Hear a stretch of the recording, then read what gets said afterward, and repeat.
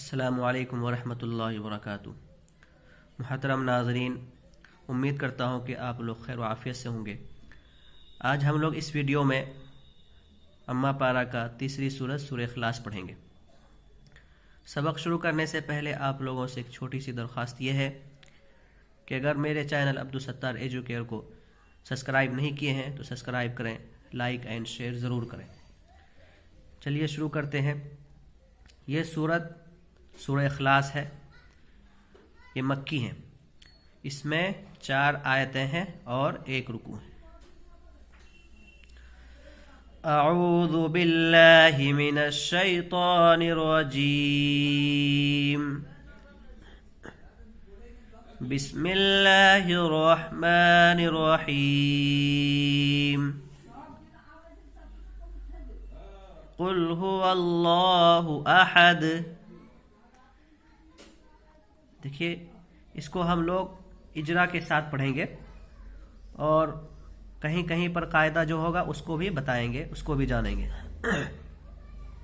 یہاں پر حرکت ہوگا، حرکت اس لیے کہ زبر زیر پیش کو حرکت کہتے ہیں اور حرکت کو جلدی پڑھتے ہیں۔ جزم والے حرف کو ساکن کہتے ہیں اور پیچھے والے حرف سے ملا کر کے پڑھیں گے۔ اللہ کے لام سے پہلے یہاں پر زبر ہے تو اللہ کے لام کو پور پڑھیں گے۔ یہاں حروف شمسی کا قاعدہ ہوگا، اس لیے کہ قاعدہ ہے الف لام اگر حروف شمسی کے شروع میں ہو، الف اور لام حروف شمسی کے شروع میں ہو تو الف اور لام کو نہ پڑھیں گے بلکہ بعد والے حرف سے ملا کر کے پڑھیں گے۔ تو یہاں حروف شمسی کے شروع میں الف اور لام دونوں ہیں تو یہاں دونوں کو نہیں پڑھیں گے بلکہ بعد والے حرف سے ملا کر کے پڑھیں گے۔ یہاں گول نشان ہے، اس کو آیت بولتے ہیں۔ جب وقف کریں گے تو آخری حرف پر جزم دے کر سانس توڑیں گے۔ جزم دے کر کس وقت سانس توڑیں گے؟ جب زیر اور زبر زیر پیش ہو تو جزم دے کر سانس توڑیں گے۔ یہاں پر جب جزم دیں گے قلقلہ ہوگا، اس لیے کہ قاف تا با جیم دال کے اوپر اگر جزم ہو تو ان کو پڑھتے وقت ان کے مخرج ٹکر کھا کر الگ ہو جاتے ہیں۔ اللہ الصمد، یہاں بھی اللہ کے لام کو پر پڑھیں گے، اس لیے کہ اللہ کے لام سے پہلے زبر ہے تو اس کو پر پڑھیں گے، اللہ نہیں پڑھیں گے۔ اللہ الصمد، یہاں بھی حروف شمسی کا قاعدہ ہوگا، اس لیے کہ الف لام اگر حروف شمسی کے شروع میں ہو تو دونوں کو نہیں پڑھیں گے بلکہ بعد والے حرف سے ملا کر پڑھیں گے۔ لم یلد ولم یولد، تو یہاں پر قاف تا با جیم دال، یہاں دال ہے تو ان کے اوپر جزم ہے تو یہاں قلقلہ کا قاعدہ ہوگا۔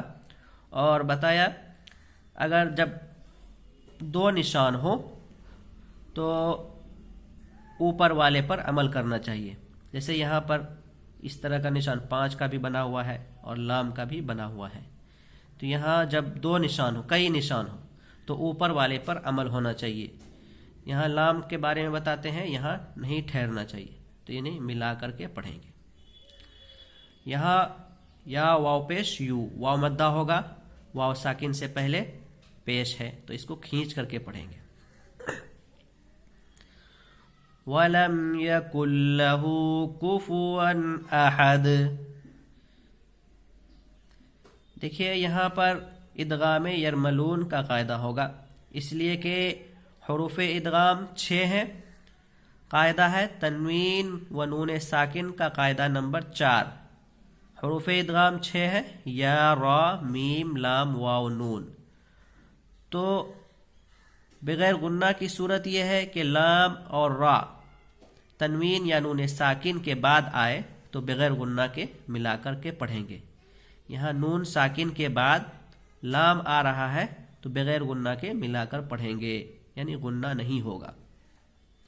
کوفون احد، یہاں تنوین کے بعد حروف حلقی میں سے کیا آ رہا ہے؟ حمزہ آ رہا ہے، تو نون کی آواز کو ظاہر کر کے پڑھیں گے، اظہار کا قاعدہ ہوگا۔ قاعدہ یہ ہے تنوین یا نون ساکن کے بعد حروف حلقی میں سے حمزہ ہا، عین ہا، غین خا کوئی بھی حرف آئے تو نون کی آواز کو ظاہر کر کے پڑھیں گے، اس کو اظہار کہتے ہیں۔ یا تنوین کے بعد حروف حلقی میں سے حمزہ آ رہا ہے تو نون کی آواز کو ظاہر کر کے پڑھیں گے، یعنی غنہ نہیں ہوگا۔ قل هو اللہ احد اللہ الصمد لم یلد ولم یولد ولم یکن له کفوا احد صدق اللہ العظیم۔ السلام علیکم ورحمۃ اللہ وبرکاتہ۔